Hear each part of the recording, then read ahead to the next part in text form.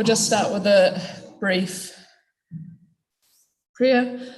Whakataka te hau ki te uru, whakataka te hau ki te tonga, kia mā kina ki ota, kia mā taratara ki tai, ehi ake ana te atakura, he tiu, he hoka, he hauhu. Ti hei mauri ora. Tēnā koutou, tēnā koutou, tēnā koutou katoa. Ko Georgia Takuangoa, ko co-chair Wellington Branch, New Zealand Antarctic Society O. I'm Georgia, I'm the co-chair of the Wellington Branch along with Jamie Stutz here, and welcome everybody tonight.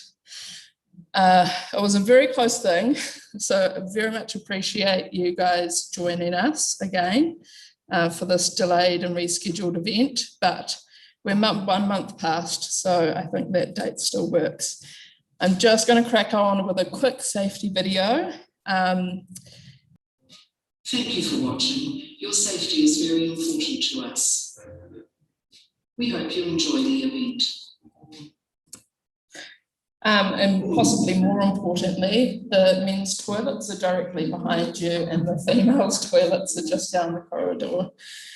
Okay, so last year, in the midst of kind of changing alert levels and learning the joys of Zoom, we came together online to celebrate this event, and one that we considered shouldn't be missed. While times have changed, our traditions have not. And indeed, as the world races forward together in this past year, slowing down and making time just to talk and chat and share has become more important than ever. So we take this opportunity to celebrate our shared successes, collaboration, and continued pursuit of peace and science in Antarctica. Last year, we heard from Sarah Williamson, the CEO of Antarctica New Zealand, the Australian Ambassador Forsyth, the US Ambassador Brown, and Italian Ambassador Marcelli. This year, we will have the pleasure of hearing from Nancy Bertler from the Antarctic Science Platform, Ambassador Sylvain of France, Mr. Dongmin Jin, head of the Korean New Zealand Antarctic Cooperation Centre, Mr. Sergei Glagoveyev, acting deputy head of mission of Russia. And we will finish with Kitty Naven, the Scott-based winter manager. We will have a Q&A. So thank you to our sponsors, Webster Drilling, Antarctic Research Centre, and the Ministry of Foreign Affairs and Trade. That has allowed us to come together tonight. Thank you to our members for their ongoing support of the Antarctic Society, and thank you to our honoured guests.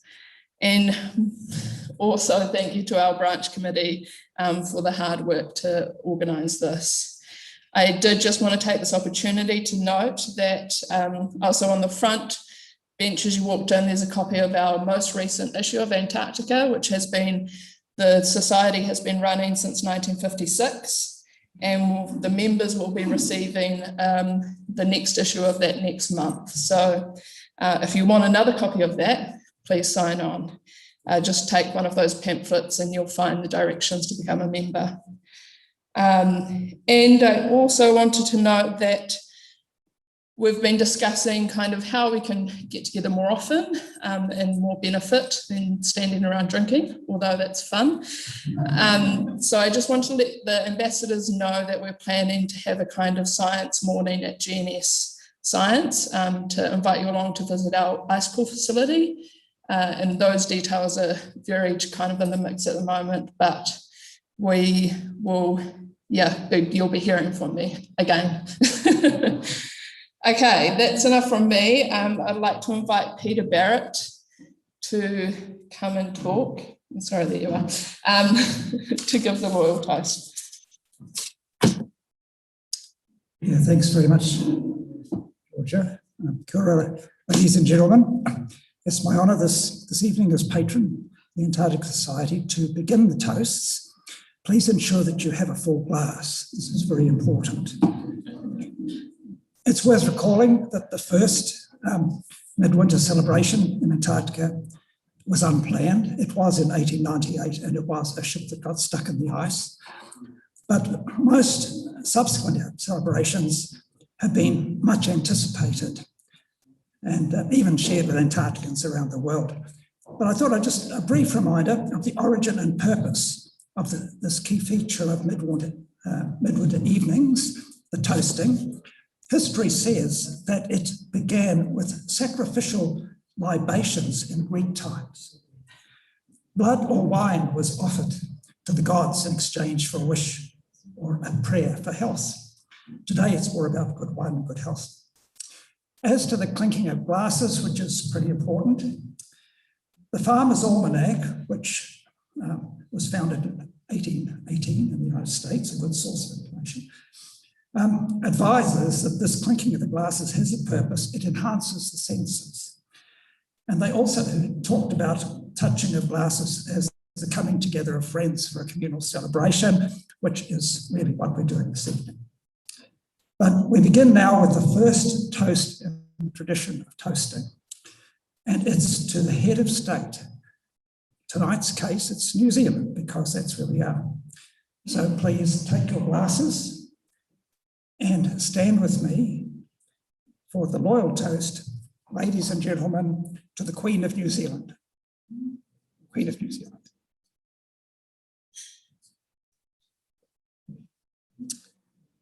So you can now be seated. Thank you, Georgia. Thank you, Peter. Okay, now we're going to hear from Nancy Bertler, the Director of the Antarctic Science Platform. Nancy.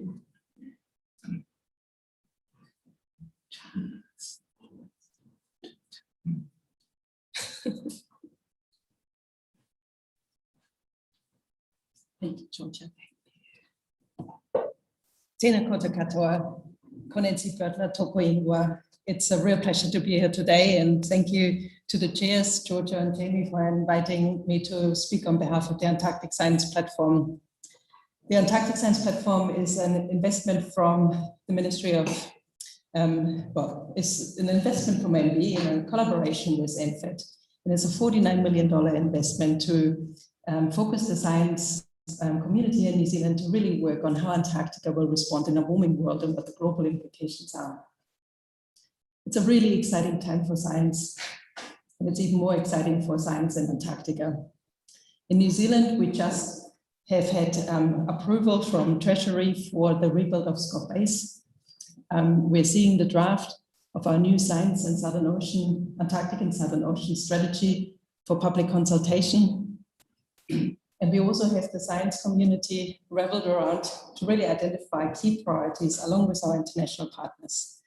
It's fantastic in particular to see the excellencies of many nations that we have worked so long in the Ross Sea together. And I think Antarctic science is in particular the place where we can see that international collaboration is really where humanity is at its best and where we get the best outcomes for science and for that for us all. We're really excited that in the face of the challenges of COVID and the challenges of building a new base, despite of all of this, Antarctica New Zealand has been incredibly successful in developing plans for a very significant season coming ahead. Of course, that would not happen without the strong collaborations, in particular the US program, but also the many other international partners, Italy, Korea, China, Germany, France, Russia, and also Germany and Australia, sorry that I forgot, who over many, many years, we had wonderful collaborations and that really helped us to facilitate our science. We're also very privileged to have among our group today some of the program leaders and PIs of these projects, and we will have in just a few days in early August, the first flights heading south for wind flight to Antarctica. This is where some of our science technicians and the staff of Scott Base will also deploy alongside their partners from the US. And of course, these are US planes that will fly to Antarctica. And that will really set off the field season. This is incredibly important. The hard work that everyone put in for these science programs to go ahead is not just because the season is coming up. It's not just because it's important. It's because it's incredibly urgent. Many of us have seen the implications of climate change more and more around the world. Here in New Zealand, as with many of our international partners suffer from the implications of climate change, it becomes more and more obvious to us. We have no time to lose, and we have no time to lose to change the minds and hearts of New Zealanders and people around the world to embrace the needs of mitigation and mitigation now, and to really prepare our nations, our policymakers, our communities to deal with the implications of climate change and to adapt. So I feel particularly privileged to speak on behalf of the scientific community, and to thank, here and online, for the many people who have made it is possible to support our science and to support the messaging of our science. And this community has been particularly important. I just want to recognize in particular Peter Barrett and Robin Faulkner, who have led a wonderful report that outlined the science capability in New Zealand, and that is already heavily used among many organizations to better understand not only what we have, but where the gaps are and how we can collaborate even more efficiently. So I just thank you for the opportunity to summarize on the amazing work that is just about to start, and to recognize the international collaboration and make it all happen. Thank you.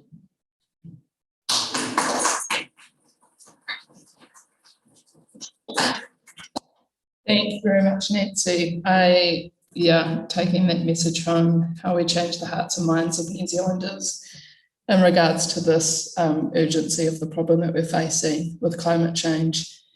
I now invite Robin Faulkner, a past chair of the Wellington Branch, to do the toast to the Treaty Nations. Right, we're off again. Thank you, David. Thank you. It's interesting how you have to have a high-pitched sound to get through, don't you? So the tinkle of glass, that's probably one of the key reasons for having glasses, is to be able to attract some attention every now and then. So, it is a tradition to have one of the toasts to the Treaty Nations, to those who are signatories to the Antarctic Treaty, one of the really long-standing treaties in the world today that has succeeded in its original goals of peaceful use of Antarctica, collaboration, research, and is still going very strong. First signed in 1959 by 12 nations, and then subsequently joined by more than another, there's over 40 nations now. And it's great tonight to have here some representatives of the original signatories and to have some representatives of the newer parties. That's really nice to see the continuity going right through, and having scientists who are heavily involved in all sorts of aspects of the treaty, both political, organisational, environmental.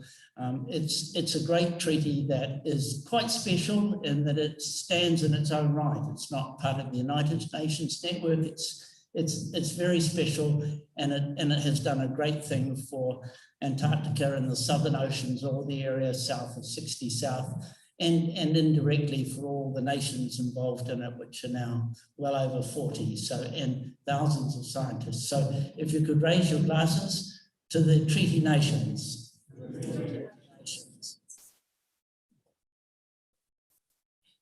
Thank you, Robin. Okay, so now we have the first of our foreign ambassadors speaking. And I guess I just wanted to note that traditionally the midwinter celebration has been kind of getting together and having drinks and nibbles with a few of these traditional toasts that we have throughout the evening. Last year, we really wanted to kind of emphasize the fact and give opportunity to these other nations to be contributing what they're doing in Antarctica as well, and make sure that, perhaps the embassies or ambassadors talk amongst themselves more often than we do, but it's a great opportunity for the Antarctic Society membership and some of our colleagues to hear what other nations are up to. So with that, I will invite the French ambassador Sylvain to come and speak. You. The microphone, please, if you just stand in front of the camera. Okay.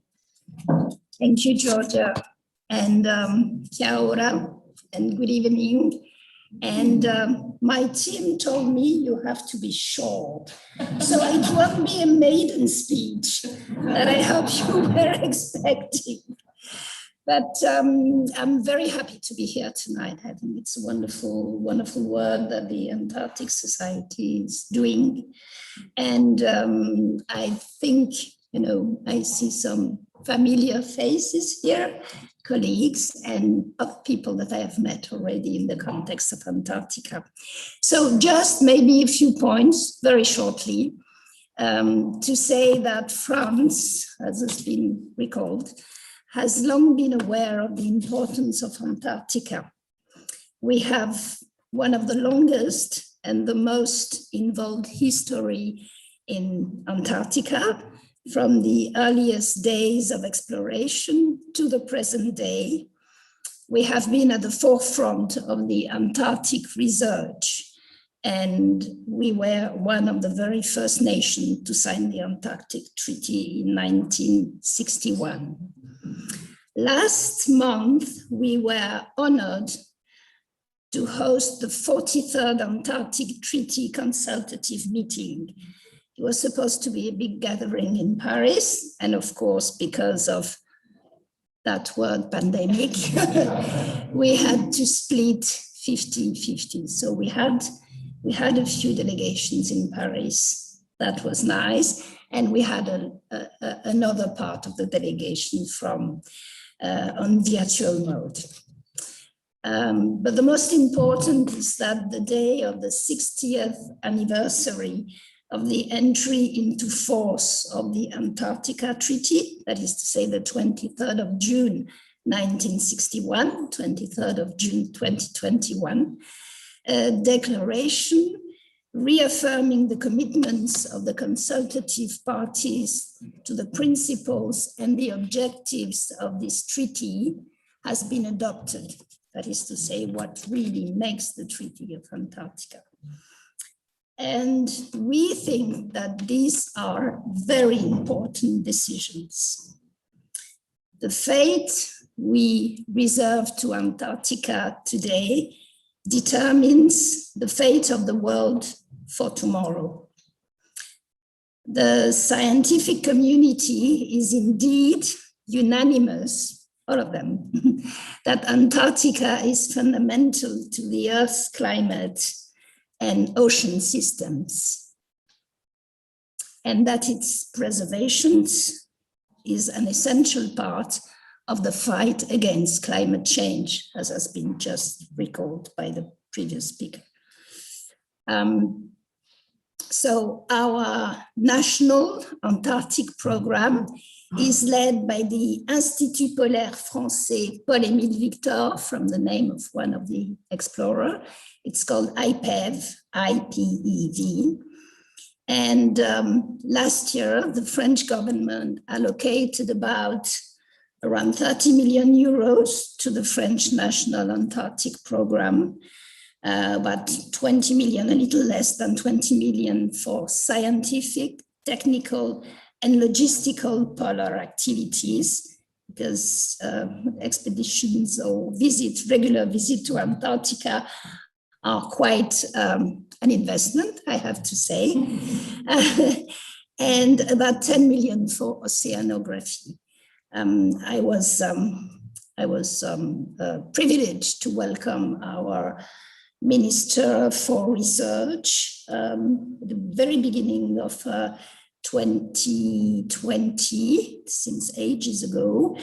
And she was so thrilled, to go, so excited to go to Antarctica. She couldn't stay very long, but I have to say that accompanying her and the team with all the boots and things, and I just left them at the door of the plane. But when they came back, they had a smile when they left, but when they came back, they were all smiling. I think it's the experience of your life. And when I meet people who have been there 20, 30 times, I have to say I'm very impressed. So we intend to go even further. And in the autumn, the European autumn, that is to say in spring, soon, we will define a new, more ambitious national polar strategy that will allow France to raise its level of commitment to polar environmental protection and to scientific knowledge. So I think it will be quite a significant further step for the French National Program for Antarctica. And on the international scene, we are very happy, of course, to work closely with New Zealand. We fly sometimes from Christchurch and with other nations, particularly with Australia, because our expeditions also leave from Hobart, and in all relevant areas to help regulate tourism-related activities, something that we have to be very careful of, and mainly to establish marine protected areas and to develop logistical cooperation in the Antarctic. This is a place where logistical cooperation is important because it is a place in the world, maybe the only one, where you cannot operate if you are not cooperating and in solidarity with the people who go there. So we warmly welcome the decision of New Zealand to recently supporting the creation of a new marine protected area in East Antarctica, I think, and to its decision, of course, to redevelop Scott Base. We are probably going to have to do the same in one of the two, not the Concordia one, but the Dumont d'Urville. So congratulations to New Zealand. And again, I think it's a very, very important way of showing how dedicated, how engaged, how committed you are towards Antarctica. And this is one of the promises that my president made at the end of the last conference. So that's all that I wanted to say. And again, thank you. I think it's a wonderful opportunity to meet on that great subject.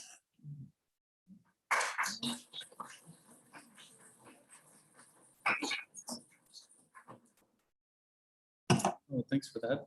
It's really great to get a perspective from the East Antarctic sector there. So yeah, we've got another set of words from Dong Min, if you could join us. Dong Min's with the Korean Polar Institute, based down in Christchurch, and yeah, this collaboration that has started a number of years ago has been incredibly productive. I know I found myself in Korea 3 times in 2019. No. I haven't been there since, but that's for another reason. So I look forward to a return. So Dong Min, off to you. Yeah. Thank you. Good evening. My name is Dong Min Jin from Korea Polar Research Institute. I'm not a diplomat, but when Antarctic overwinter, when they overwintering, they used to say everybody in Antarctica used to be kind of the diplomat. So I would like to call myself tonight Antarctic diplomat. And as a member country of Antarctic Treaty, Korea has been very active collaboration with the member states, Russia, United States, France, Australia, and many other countries. But tonight, I'd like to focus on the collaboration with New Zealand. This is the shape of the Korean Polar Research Institute in Incheon. And first, let me say, above all, I'd like to say big congratulations to the securing the big budget for the redevelopment of the Scott Base in New Zealand.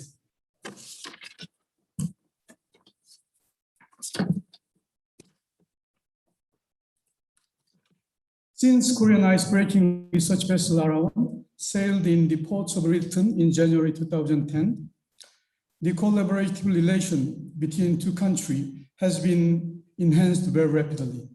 At the same year, I am at the time the director of the COPRI, visited this university, and we talked with Peter Barrett, some other colleagues, how to collaborate in the future. So for the last 10 years, we collaborate very well. I will show you later. And also governmental signing on the agreements on Antarctic collaboration in August 2012, and inauguration of Jambogo Station in February 2014, and establishing Korean New Zealand Antarctic Collaboration Center in Christchurch at the same year, accelerate our collaboration. I was the first overwintering leader of Jambogo Station, and now I'm working in the Korea, New Zealand Antarctic Cooperation Center in Christchurch. We are operating 2 stations in Antarctica, one in King Sejong Station in Antarctic Peninsula since 1988. The other one is Jambogo Station in Terranova Bay, Ross Sea areas.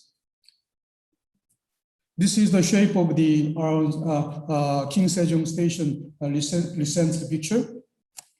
And Araon and Jambogo Station are the major asset for the collaboration between Korea and New Zealand.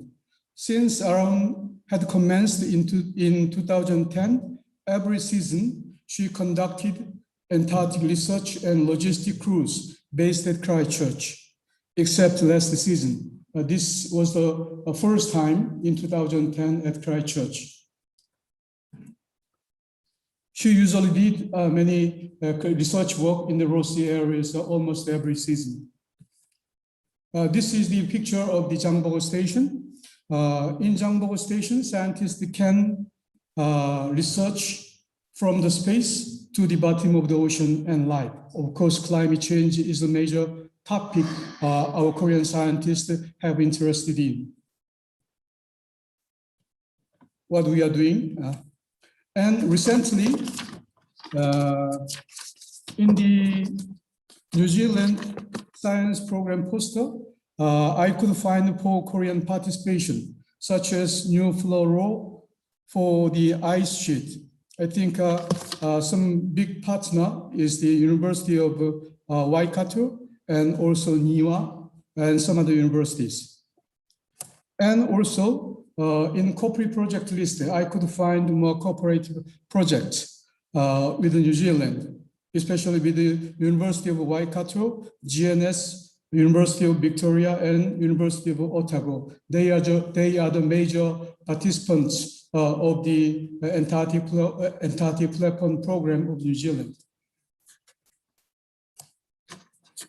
And this year, in the New Zealand Antarctic Conference this year, which was held in February. Unfortunately, I couldn't attend this meeting, but later on I found out that 108 research results presented by oral or poster. Among them, Korean scientists joined at 7 presentations as co-author. This is the 4th international partner following USA, UK, and Australia. And before I came to Christchurch, I read an article written by Professor Patrick Flum. He's a professor of this university. He reviewed many documents and interviewed many scientists from both countries and concluded Koreans and New Zealanders found themselves in a win-win situation in all 3 areas: logistics, science, and even policy, so far at least.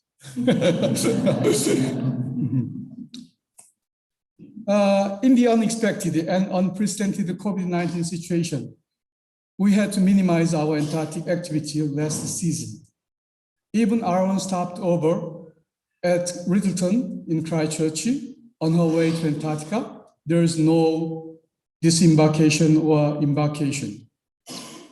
This season, we'd like to, and trying to normalize our research activity in Antarctica. Araon has planned to do 1 logistic leg and 3 research legs at the Ross Sea and Amundsen Sea based at Christchurch. That's what we usually did.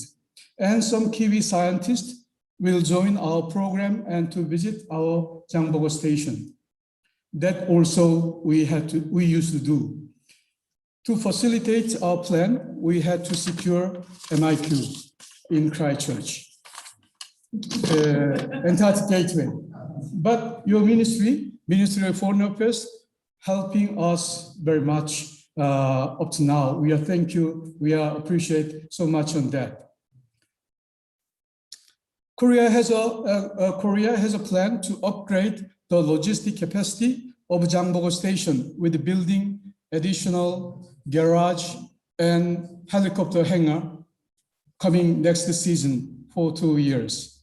And recently, Korean government approved the proposal of building second icebreaker. This is much bigger than the existing icebreaking vessel R1.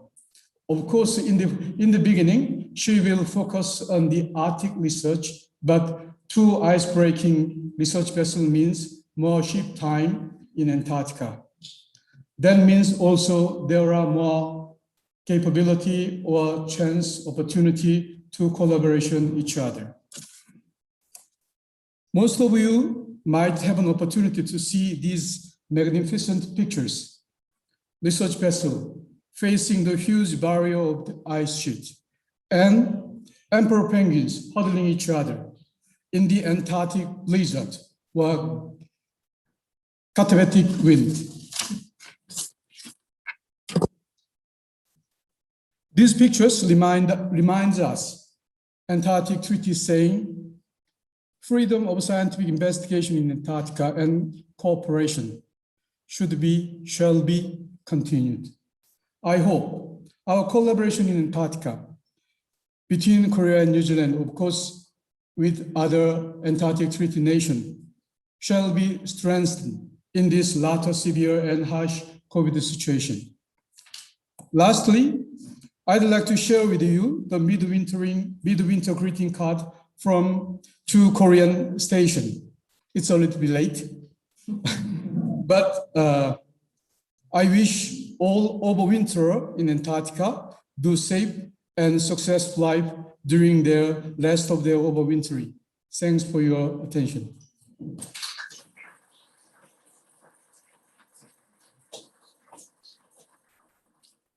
Well, thanks for that, Dongmin. Yeah, that's really great. And just to pull from your slide there, the cooperation is not optional. I really like that statement. It's not an option. We must work together. So yeah, next up for us here is the acting deputy head of the mission of Russia, Mr. Sergei Glagolev. Yeah, Glagolev. Okay, very good. Tried it. Thanks, Sergei. Good evening, Kia ora. I represent tonight the Embassy of Russia and will tell a bit and run a short presentation of one of our stations in Antarctica. We operate a number of stations, but this one is probably the most well known. It's called Vostok. And yeah, my presentation will be about the construction of a new wintering complex there. This station was established in year 1957 on the southern German Pole, and in order to organize observations under the program of International Geophysical Year. But later it turned out that actually this place is the Earth's cold pole. In year 1983, the absolute minimum surface temperature was recorded there. It's minus 89 Celsius. It's like, it's not Fahrenheit, it's Celsius. Yeah. And yeah, just to mention that the name Vostok comes after the flagship of the first Russian Antarctic expedition, the expedition who actually discovered Antarctica. And recently we celebrated 200 years anniversary of the discovery. Since it was founded not 6 years ago, 64 years ago, this station has undergone a number of reconstructions, restorations, unfortunately fire event as well, and most of the time buildings are covered under a thick layer of snow. And average air temperature summertime is cool minus 35, and in winter it's about minus 66. So yeah, freezing conditions. And the location of the station is actually inside the continent, so it's kind of a journey to get there. And one can get to the Ant Soc station only in the short period between November and February, during temperature around -55. So this renovation project is a good example of state and private cooperation. This is partially funded by federal budget and partially by Novatek, as one of the leading gas companies in Russia. And the objective of the project is to create comfortable living conditions for autonomous sustainability of up to 10 months a year for 75 people during the seasonal period and 50 people to actually live there. And the modules of the station were produced in the vicinity of St. Petersburg in Russia. Yeah, so that's how it looks. It's modern modular design. It has 5 modules, engineering, 2 living modules, another engineering module, and a garage for equipment and for technique. Yeah, so that's how it looks. It has really good conditions for people to entertain themselves. They can play, they can do fitness, and yeah, whatever. It looks like, it actually looks like a budget hotel, like Ibis or whatever. As for me, yeah, as you can see. But yeah, remember about the temperatures, average 66. So yeah, maybe a little bit difference. Yeah, again, this is office rooms. Yeah, as I have already mentioned, the location of the station is inside the continent, so it will be a huge logistical operation to deliver first and then to erect the modules. And yeah, so the area has already been observed, and yeah, so it will be, the basement will be formed from a compacted snow, and slash tractor traverse will transport this station, and yeah, then another transportation will take place.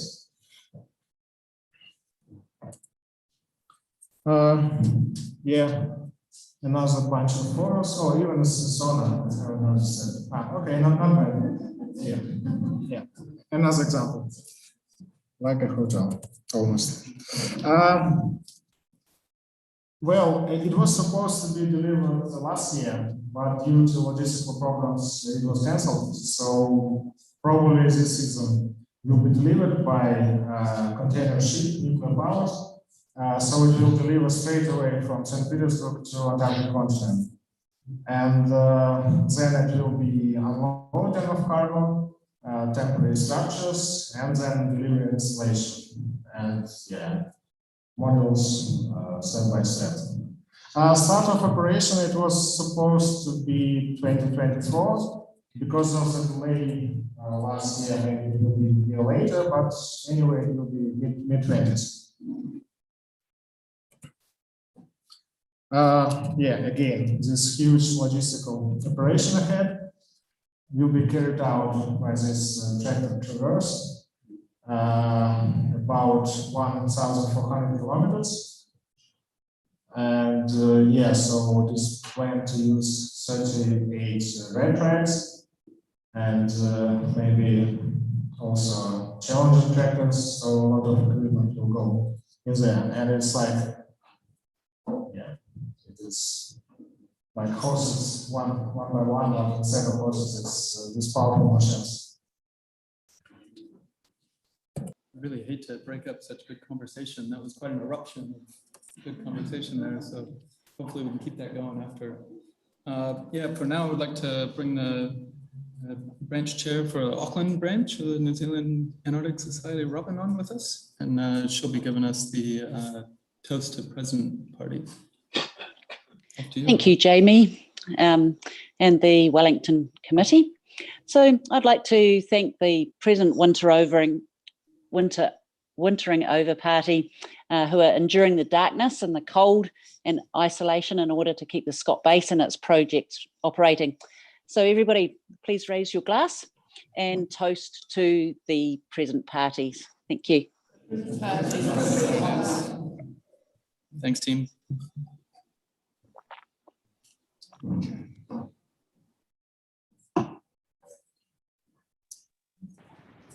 So somehow we've walked ourselves right into a chat with Scott Bates. Incredible. Hello. No big deal. So yeah, so I'll just hand it off to Natalie, who's the Vice President of the North Island of New Zealand Antarctic Society. Sorry to get that right. And Natalie's going to introduce the team down there at Scott Bates. Thanks, Natalie. Hi, everyone, and thanks for joining us. It's great that we could still have this event, even though it's postponed. So a little bit after the actual midwinter, which means that I'm having to join you online. But it's my pleasure to introduce Kitty and her team. So we thought that we would just have a little Q&A session. So I've got some questions here. But also, if there's any questions from the floor, Jamie and or Georgia can take those for you. So, Kitty, please, can you let us know who you've got there with you and who else is making up the winter crew for us, please? Yeah, cool. So there's myself as the winter-based leader. We've got Tom, our chef, who keeps us all fed during the winter. We've got our medic domestic, Erin, who keeps us all healthy and looks after the base over the winter. We've got Liam, our telecommunications technician, who makes sure we can still talk to the world and each other over the winter. And then also, so this is a third of the team. There's 12 of us here over winter. So we also have, and I'll see who I forget. I always forget one person whenever I try and list everybody. So we also have a water engineer who looks after the water and sewerage. We have a power engineer who looks after the generators and all the power. We have an electrician who looks after all the electrical stuff. We have a science technician who looks after our IT and our science experiments. We have a carpenter, and we have field support, and also a cargo and do everything person. So that's 12 of us all together. Great. Can you tell us how you celebrated midwinter, and did you connect with any of the other bases? So we had a dinner here on the Friday before midwinter, and the grand plan was to have some of our friends from McMurdo Station, who are just over the hill, come over for dinner, but we had the weather come in at the last minute. So all afternoon we were kind of watching whether or not we'd be feeding 40 people or just 12 people. And in the end, it was just 12 people. So we had a very intimate dinner for 12. And then the following night we went over to McMurdo and shared in their midwinter dinner. And then we had some McMurdo people come over on the Monday and eat kind of a buffet version of the meal that they missed out on Friday. So all of Tom's work didn't go to waste. So we sort of had a festival of midwinter that went over 3 days in the end. And then as part of that, we also swap, as you saw, with the Korean bases, midwinter greetings in those slides. We also get midwinter greetings from all the other bases on the continent. So they kind of kept coming in a stream, and we shared and swapped midwinter greetings across the whole continent. Even Greenland as well. Yeah, and Greenland is a special guest to the Antarctic midwinter greetings. So how many bases are occupied during the winter? I knew you were going to ask that, and I was trying to think of it. I think it's around 40, almost. It depends where you draw the line. There's also the sub-Antarctic islands, so South Georgia and some of the South Africans and people too. But there's around about 40 bases that have winter people who swap messages with each other. Right. Can you tell us about any special winter projects or maybe winter science experiments that you've got going on? Well, we don't have the right people here to probably talk about that in a lot of detail, but we do have we have ongoing weather observations that we do. I think it's the longest continuous weather observations that are undertaken on the continent. So they've been being measured since 1957.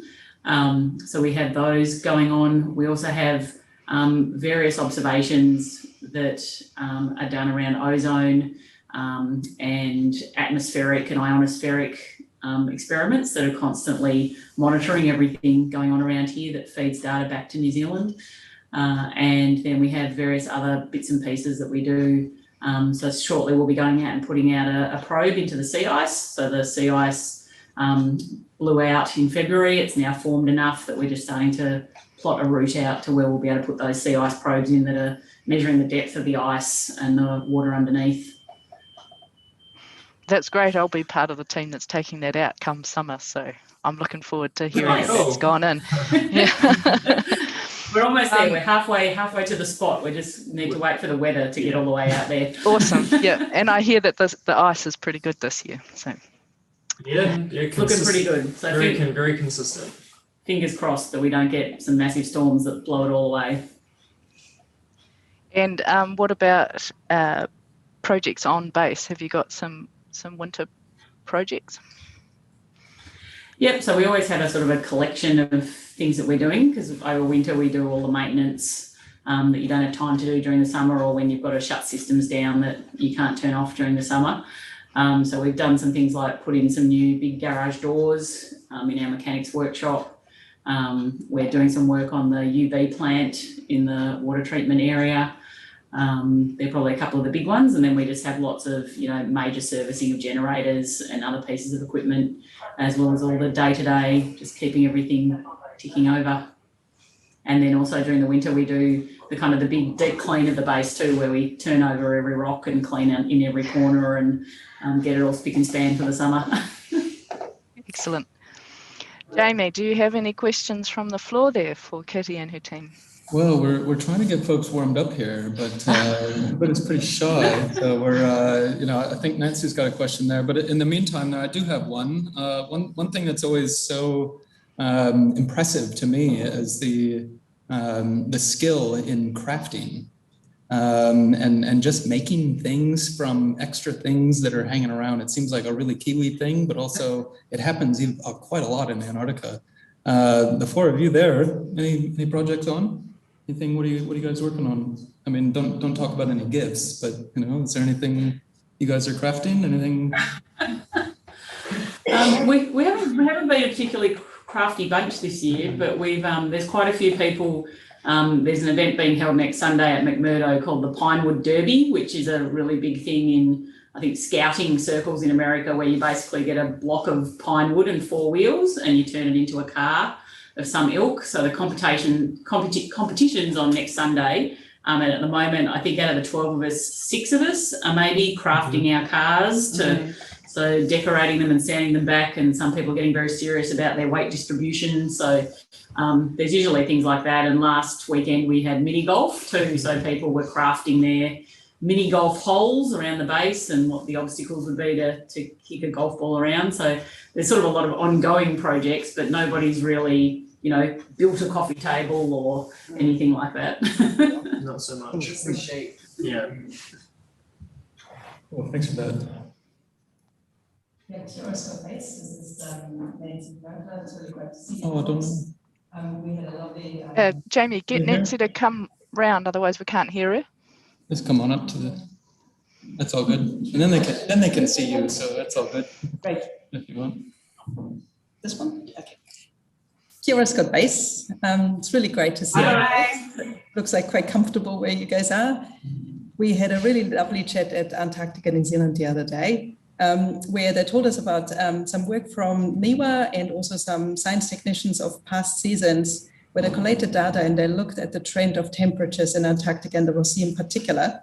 And for last year, every month was warmer than the trend. In some months, in particular in winter, were as much as 4 to 7 degrees warmer, which is really huge.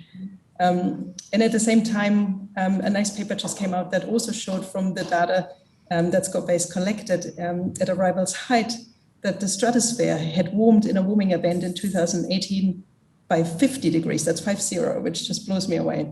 But I was just thinking, since especially the winter warmed, do you guys break out in bathing suits down there? No. Not quite that warm though. We did have a day that was only -8 last week or the week before. So we do get some kind of warmer weather, but if there's even a littlest bit of a breeze, it's not cracking out your t-shirt time. Oh, thanks for that. Hello, I'm the ambassador of Germany, and if I may, I have 3 questions for you. Okay, hello. I would like to know, what was during your current stay the most rewarding moment? What was the most frustrating one? And regarding the presentation we just had from the Russian station, I would like to know if you have a sauna, and if not, are you missing a sauna? We have been missing a sauna for almost 6 months now, or yeah, a long time. We do have a sauna, but it's been broken for a long time, and we've only just got it fixed. Yeah. So most rewarding, most frustrating? Most rewarding? Most rewarding would be seeing the sun coming back over the horizon, maybe. Yeah, when that happens. Yeah, just getting a hint of the sun now, it's the most incredible feeling looking at it. Yeah, I would say being able to watch a sunset and a sunrise for at least 4 to 5 hours is pretty rewarding. That's quite amazing. Yeah, for me, you know, it's the sun and the moon has been amazing. Like when the moon is up, you can just sort of sit in one place and watch the moon just circle around the sky, never going down, just sort of is a kind of a strange impact. And also the wildlife, when we have it, everything's gone back to its colonies and run away at the moment, but emperor penguins just kind of hanging around, and minke whales sticking their heads up through holes in the sea ice before it breaks out is pretty amazing to see. Yeah. Frustrating? Not too sure. Probably each other. Yeah, true. Running out of fresh food is kind of a little bit frustrating. We thankfully got a delivery about a week and a half ago because we had a medevac from McMurdo Station, and so luckily the team in Christchurch sent down a chili bin worth of food for us. So we had lettuce and tomatoes and cucumbers for about a week and a half, and yeah, we just ran out today actually. Yeah.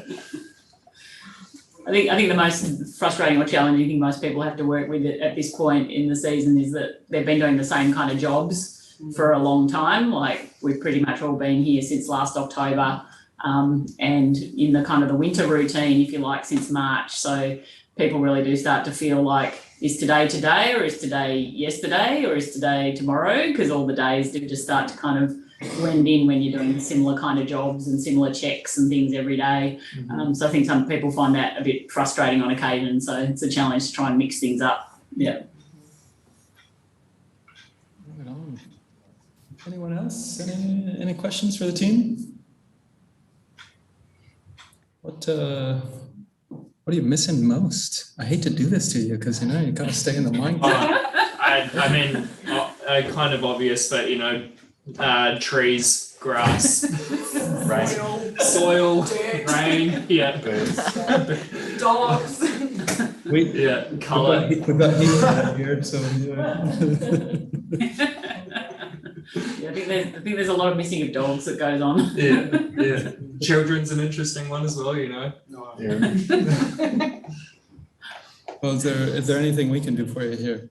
I reckon you've got a lot of support, but anything we can do? Send in a bunch of love for you. I think we're good. I think Antarctica, New Zealand sort of look after us, so we'll expect lots of more fresh fruit and vegetables and other treats coming in on Windfly in another week and a half, in theory, if you know the weather universe lets the plane come in on time. So no, I think we're pretty well looked after. Yeah, I think just having conversations like this is quite helpful as well. You know, talking to people back home outside of Antarctica helps, I think. Yeah. Nice. Anybody else, team? And is that something you've enjoyed? I understand Scott Base has had Zoom now since the COVID lockdowns. So you've been able to have video conferences with your own families back at home? Yeah. On occasions. Yeah. So yeah, talking to our IT guy, you know, we couldn't have done this way a couple of years ago. We'd have just had lag and dropouts, so they did a big upgrade to the internet, satellite internet this year, and so no, it's been really good to just chat to friends and family this way over the winter. Great. I've just got on the YouTube live stream Gabriella Roldan wanting to pass on greetings from Christchurch. So I don't know if she knows any of you personally, but that's just passing on some greetings. Greetings. Thanks, Gabriella. Thanks, Gabriella. We've got another question here from Wellington. Kia ora from Wellington. So wonderful, so very wonderful to be chatting with you in Antarctica. I don't know if it gives everyone else chills, but it certainly does to me. My name's Allison Waters, and I'm from the US Embassy, and I cover Antarctic issues there. And I just have a question. What would you tell children today around the world who are interested in science and would someday like to be able to help support some of the wonderful research that is happening in Antarctica and around the globe? What are some inspirational words you might share?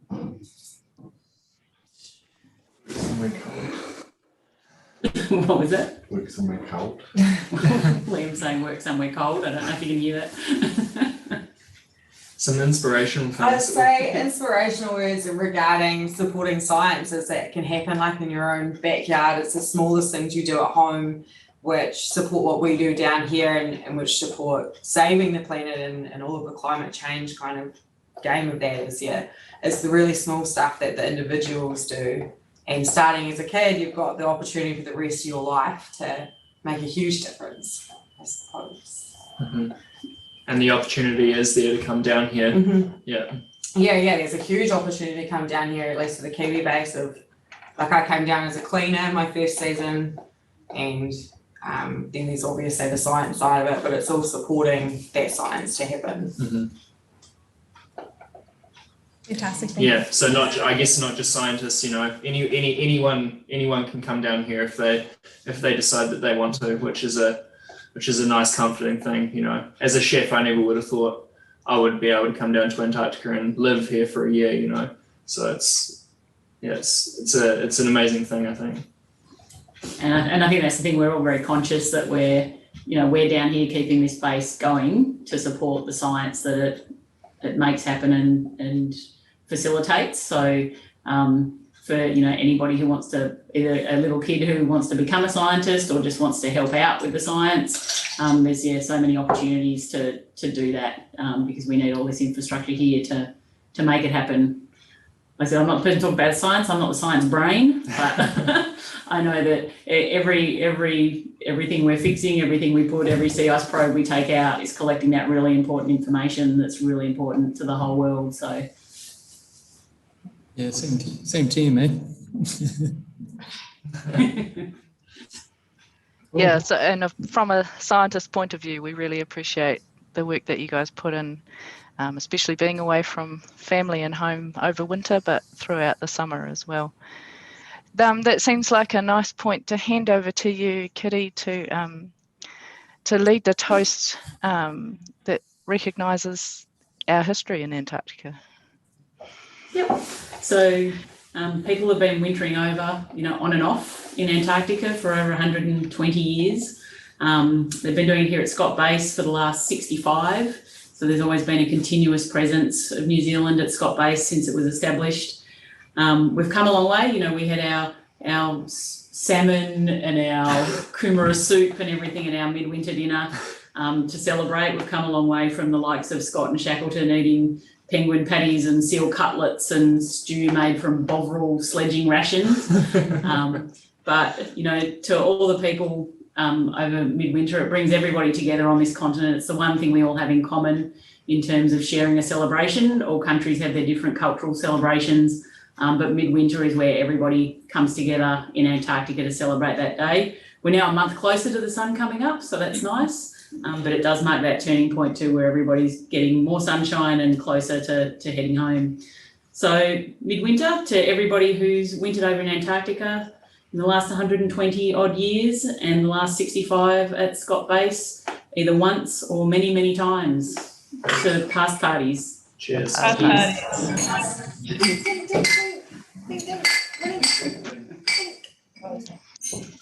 Cheers, guys. Well, I've got some drinks, that's good. And thank you for having us. Thank you for joining us. No problem.